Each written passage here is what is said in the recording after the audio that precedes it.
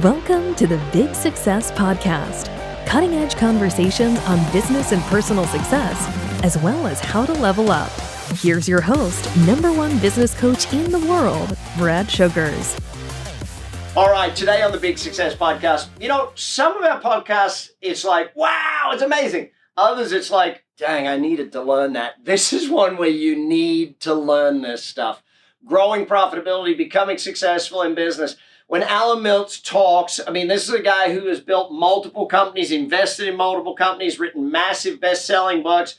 When it comes to profits and when it comes to cash and when it comes to understanding that, his 7 levers, and he's going to teach you those in just a moment, his ability to get his 1% rule and get your bottom line profits up and your cash flow up in the business and get full value for the business. One of the things he does is he talks about, and by the way, his software is in like 500 banks. His software is run by companies all over the world to help run their whole thing. And whether it's a business, a sports team, his philosophies on success will change the way you look at things. He's helped thousands of companies. He teaches it this. You got to do 2 times profit, 3 times cash, and 10 times value. You're going to learn that today. Alan Miltz is our guest here on the Big Success Podcast. All right, Alan, on the Big Success Podcast, first thing I ask you is, what is your definition of success, or what does success mean to you? Thanks, Brad, and absolutely a privilege to be on your podcast today from beautiful Melbourne, Australia. To me, success is if everyone or every company in the world, whether you're small or large, can start to love the numbers. So I've dedicated the last 30 years of my life to converting the complex into simple by taking off my accounting brain and putting on the brain of storytelling. Got it. You're in a beautiful place, Las Vegas, and it's about storytelling over there. And my philosophy is the exact same. Every business has got a story. The story belongs to everyone, not just the accountant.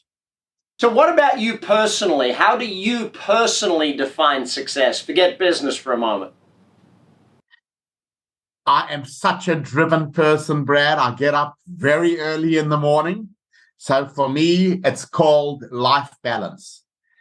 Are you balancing your life? So family is number 1. Mm-hmm. And what I say to people, do you know what family stands for?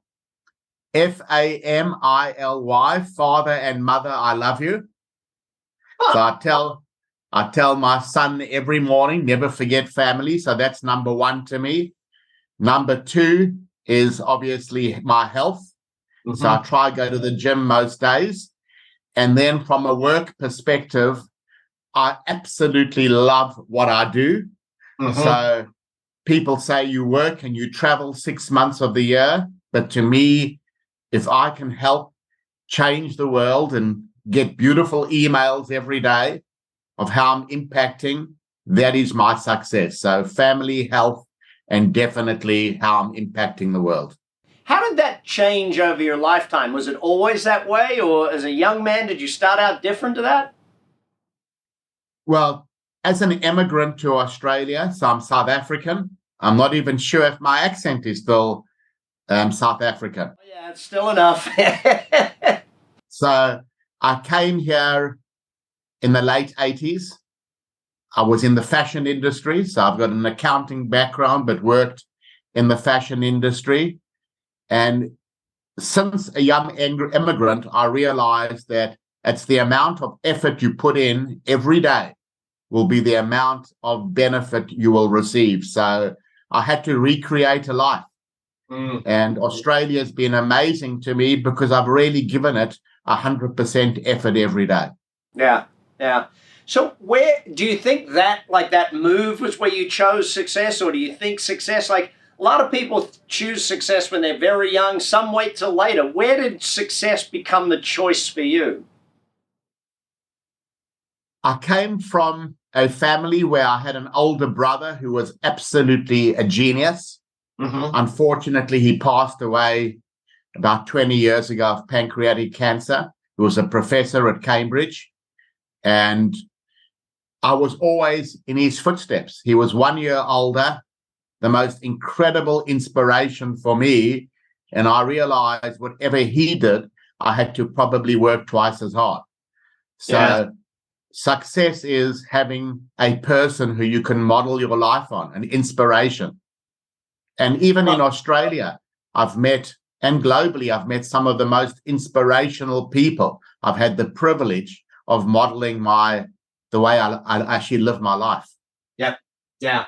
So over the years then, you must have developed like a formula for success, or this is how success happens, or these things have to be present for there to be success. What's your formula for how success happens? Repeat. So every single day, you say to yourself, what is the number one thing I need to do for today? And you focus on the number one thing and you repeat, but you have disciplines. So the first thing I do when I get out of bed, I make my bed and I know my day started. I'm not going back to bed. And it's having these basic routines of discipline. And I'm not a great sleeper because I travel a lot, but I've got the same routines wherever I go. Yeah. So habits create success, I think. Now, where did you learn that? Is that something that you just said, yep, that's the way it is? Or is there a process to learning that? And what are some of the other habits that make you successful? Also your environment. My father, I remember at 6 o'clock every morning, I'd hear his footsteps past my bedroom going to work. He loved what he did. He had a ladies' footwear manufacturing plant in South Africa. We employed about 1,000 people. And he was so dedicated to what he did and to his family that he was such an unbelievable icon in my mind. Yeah. And a lot of people have always got a reason why they can't do it. But the people who I've tried to surround myself was that if you see the invisible, you can create the impossible. Hang on, say that again. If you see the invisible, you can create the impossible. Tell me more about that. A lot of people look at life as what am I seeing? I look at life as what am I not seeing? So what are the opportunities that you're not actually seeing? And you focus on what other people haven't seen.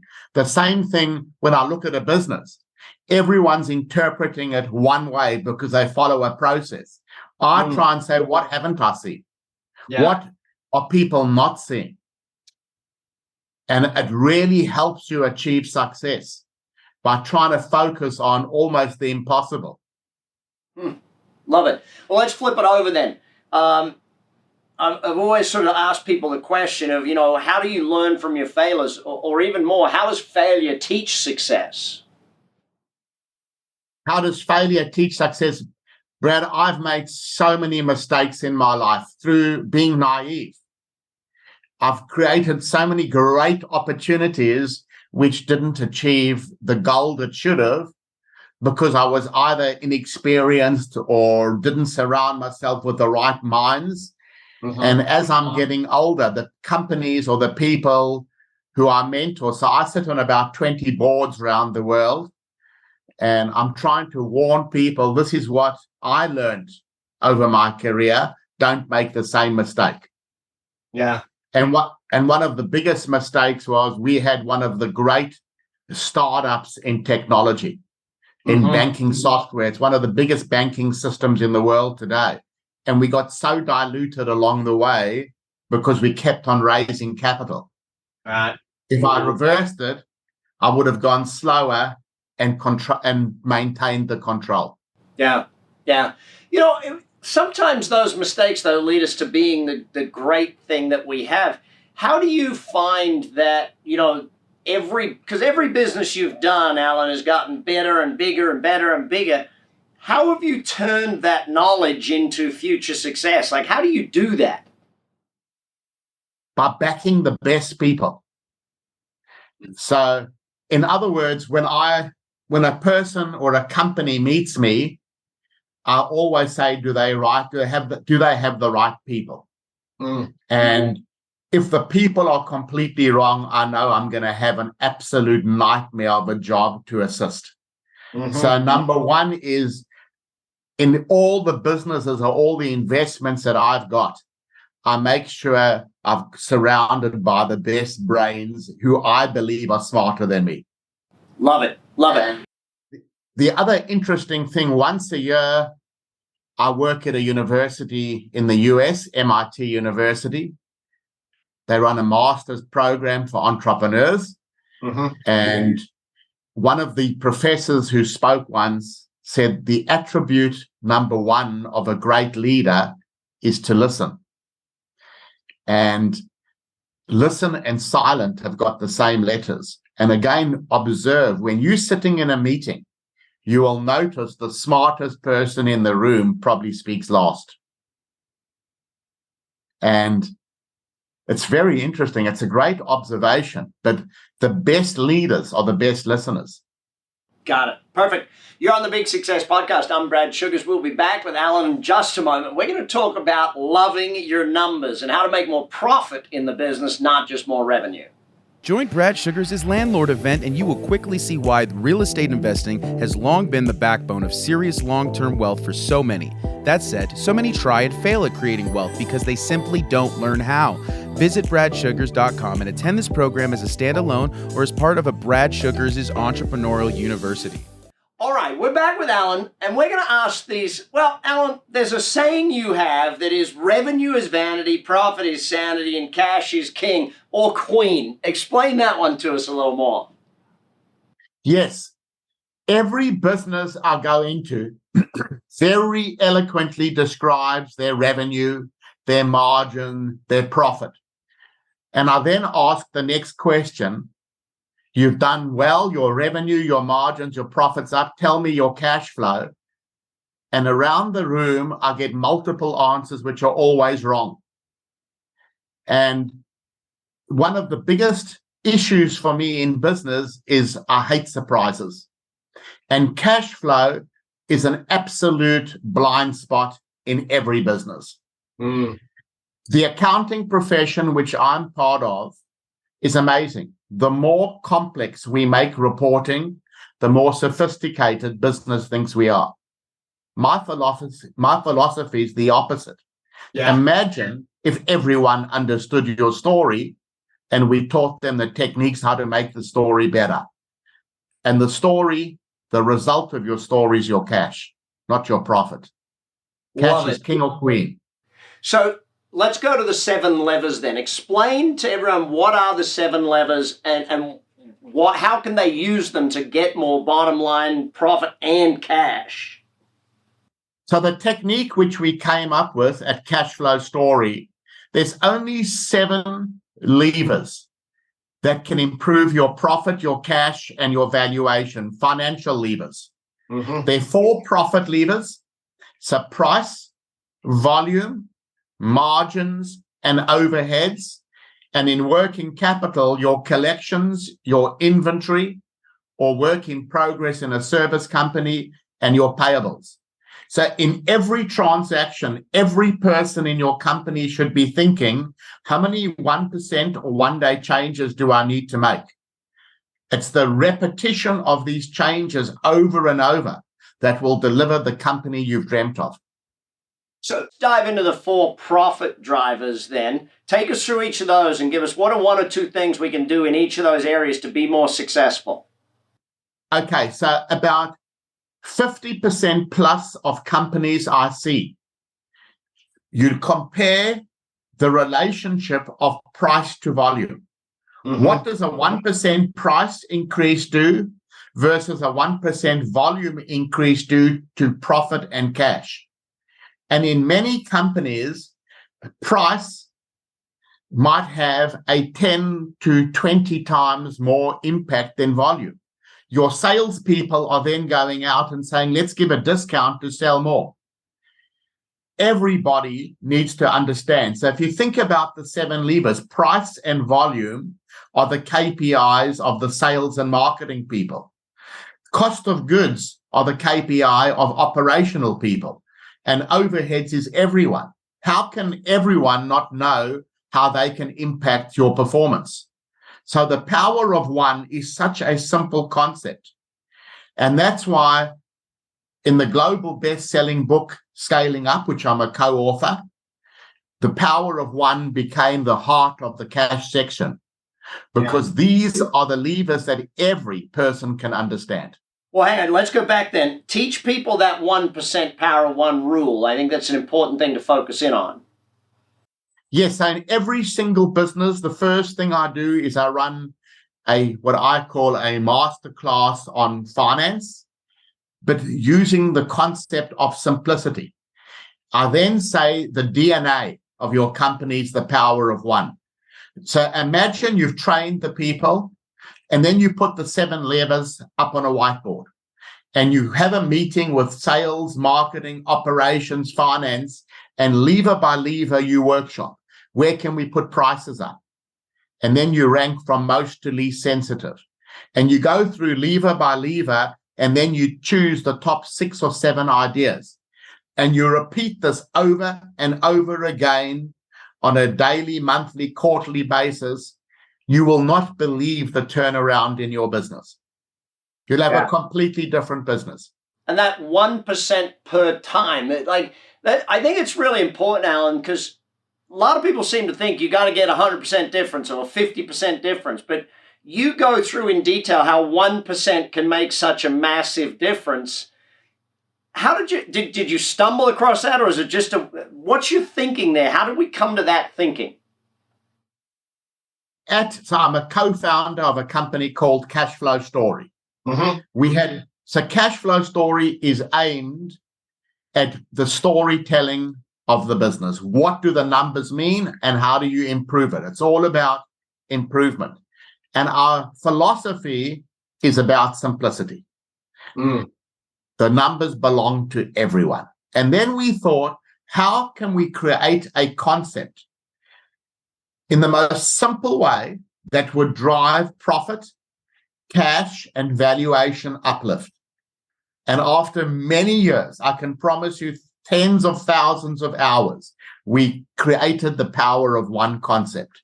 I can teach the most non-financially literate person to understand the power of one and to say, I get it.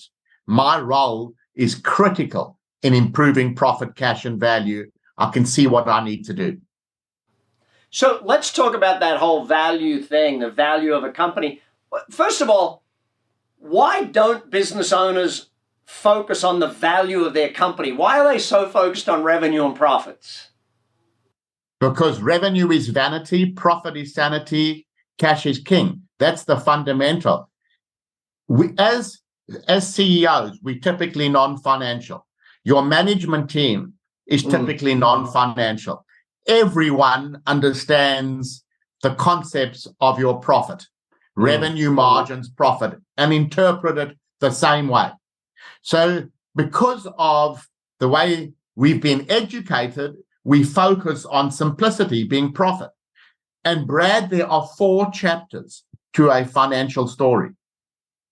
Chapter 1 is profit. We all get it.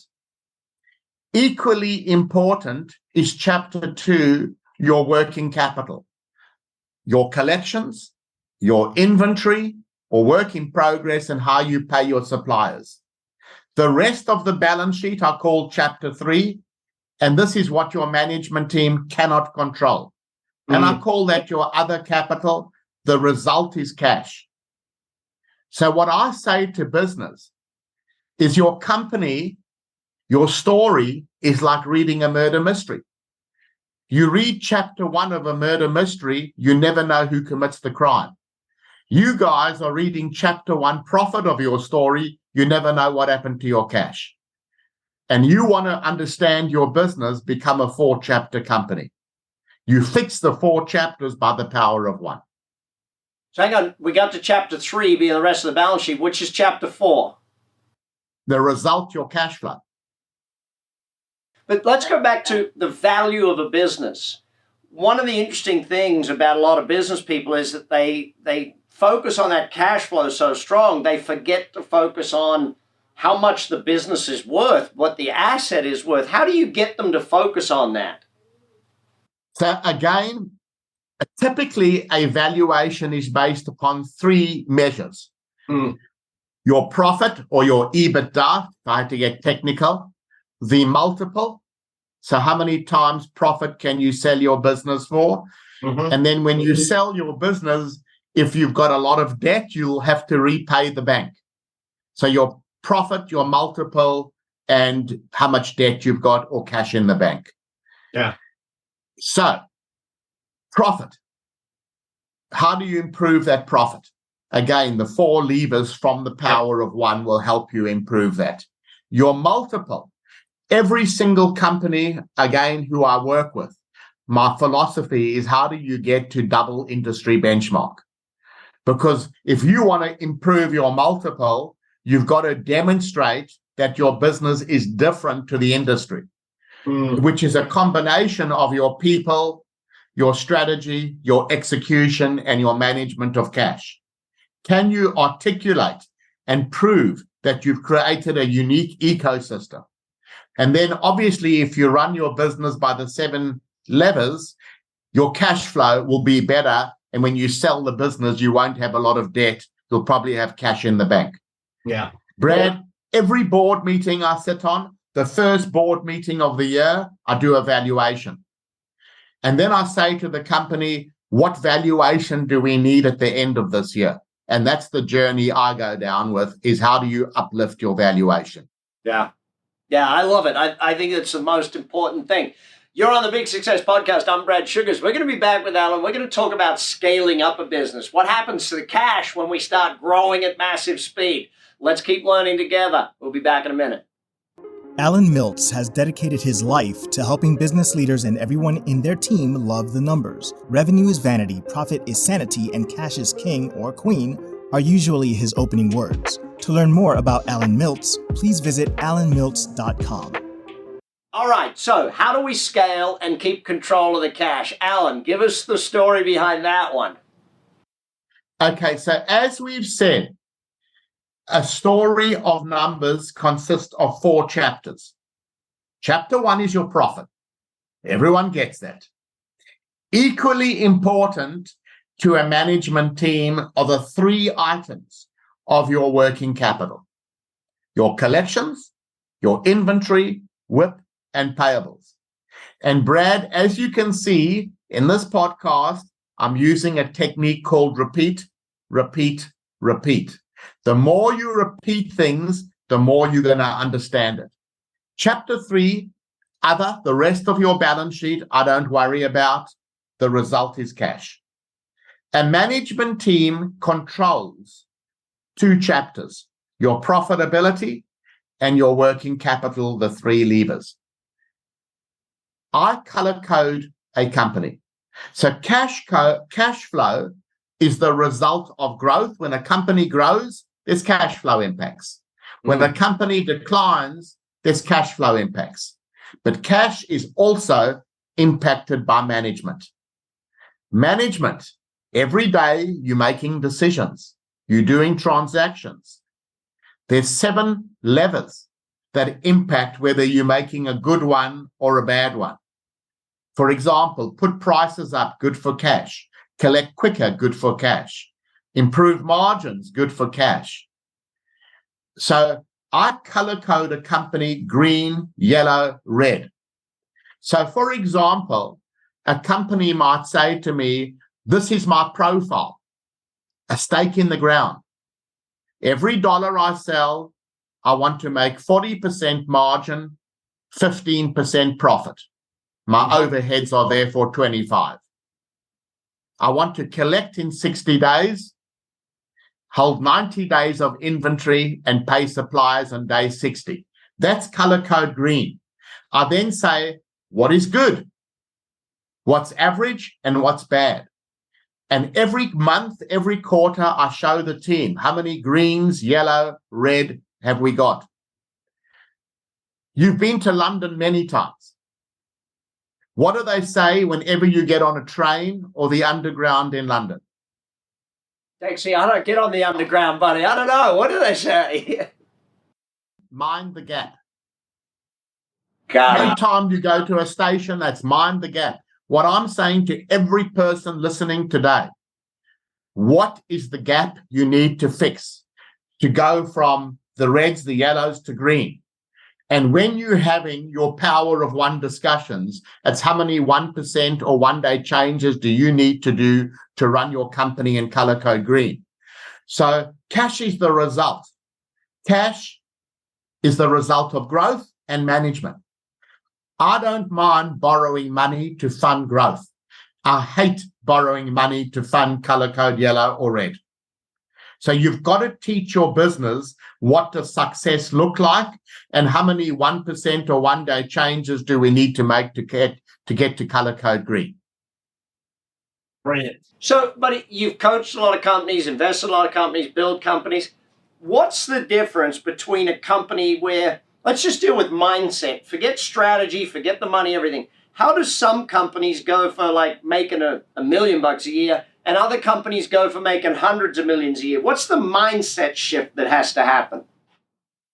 Okay, so people, strategy, execution, cash. You want to get a team of A players, a strategy that's differentiated, execution excellence, so the elimination of leaky buckets, and then a meticulous focus on the 7 levers and cash. You can survive with decent people, with decent strategy and decent execution, but run out of cash and it's game over. However, if you want to optimize your cash, you need to have the right people, the right strategy, the right execution, and a business where everyone owns cash, not just the accountant. Everyone is part of the story. And we need to teach everyone in your company how to make the story better. Let's go back to that people side of thing. How do you shift their thinking? Like when you meet with people, whether it's on the board or whether it's training or whatever it is, Alan, how do you get people to think big, to think for the big goals and actually want and shoot for those? So again, the first question you would ask a company is, how do you measure your people? And they always say to you, we measure our people on staff retention, or we measure our people on how happy they are. And then I say to them, okay, there are 2 areas you need to measure your people. Are they living your values? And are they achieving in their particular role? Are they achieving their KPIs? So if you want to get a team of A players, high on values, high on performance, that's when you're going to optimize your performance. So many companies, when you first do the exercise, don't have a high percentage of A players.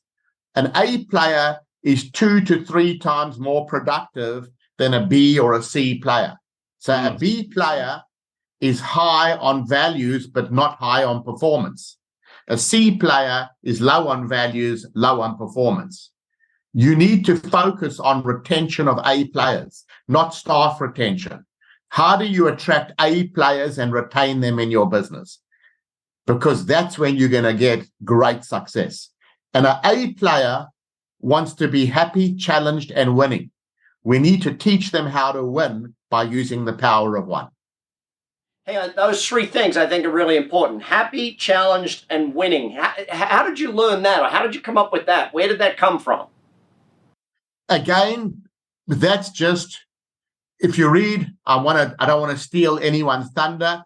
In the book, Scaling Up, that's one of the sayings that they use, happy, challenged, and winning. That's what I call an A player. An A player are the people you want to retain. These are the superstars, the people you need to protect, not the B's and the C's. Got it. So let me ask you one final question. What is the best quote or the best advice you ever got on how to be a success or how to be successful? So one of my mentors in life lives in Singapore. He's now in his mid-80s. His name is Alan Pathmaraja. He was the CEO of Great Eastern Life, one of the great insurance companies of Asia, and the advisor to the president of OCBC Bank. And he 10x'd his company. And when I interviewed Alan, I said to him, you were an amazing leader. What was your key? And he said to me, how do you spell leader?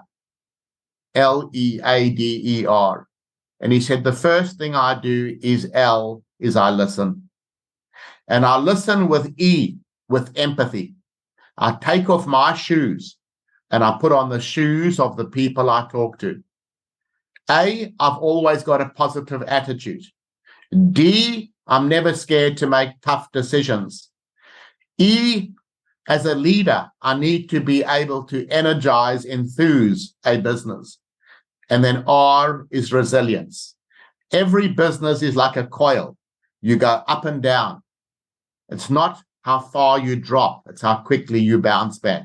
So I love success, Leader. Perfect. Love it. Alan Miltz, thank you so much for being on here with us today. This is the Big Success Podcast. Jump in the show notes, follow Alan, learn from him, read the books, do all the things you need to do to make sure you get a better cash flow story and you start hitting that 1%. This is the Big Success Podcast. I'm Brad Sugars. We'll be back next week focusing more on your success. And that's the Big Success Podcast for today. Hopefully you took a lot of notes and hopefully you learned a bunch. And hopefully you're going to take action on it and refer people. Remember, if you haven't subscribed, click that subscribe button now. Be with us every week on the Big Success Podcast. BS, Brad Sugars, Big Success. Take action. Check the show notes for all the links. I'll give you all the links for everything that your speaker had. Make sure you follow through and keep the learning going. Remember, you got to grow into your goals. I'll speak to you next time on the Big Success Podcast. You've been listening to the Big Success Podcast with the #1 business coach in the world, Brad Sugars. To learn more about how to achieve business and personal success, as well as how to level up or listen to past episodes, visit www.bradsugars.com.